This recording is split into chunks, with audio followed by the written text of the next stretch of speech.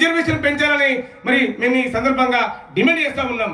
దాంతోపాటు ఏదైతే చేవెళ్ళ డిక్లరేషన్లో వాళ్ళు గతంలో 15% నుండి మరి 18% వరకు పెంచమన్నటువంటి రిజర్వేషన్ను ఇప్పుడు తెలంగాణ రాష్ట్రంలో ఉన్నటువంటి 70 నుంచి 80 లక్షల వరకు ఉన్నటువంటి షెడ్యూల్ కులాల యొక్క జనాభా సమావేశ ప్రకారంగా మాకు 22% పెంచాలని చెప్పేసి ఈ సందర్భంగా నేను డిమాండ్ చేస్తా ఉన్నాం.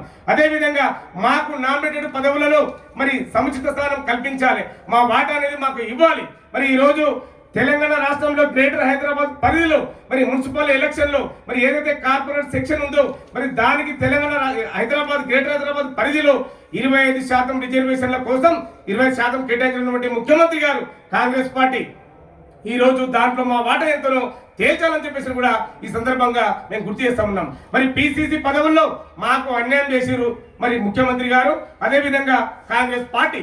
అదేవిధంగా గతంలో అనేక విధాలుగా చూసినట్లయితే మమ్మలను అణచివేతకు గురి చేసినటువంటి సందర్భాలు కనపడుతూ ఉన్నాయి.